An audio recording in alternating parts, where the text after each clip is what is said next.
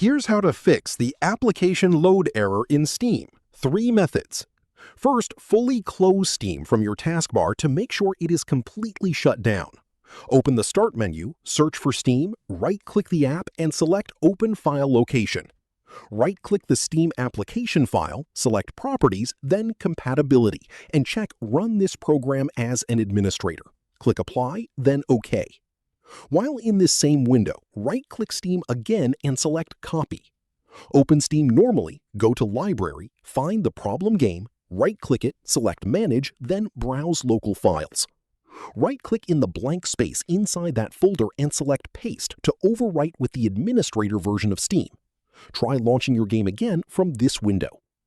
If that does not resolve it, open Steam, click Steam at the top, then Settings, go to Downloads on the left and click Clear Cache, then Confirm. Wait for Steam to restart and sign back into your account.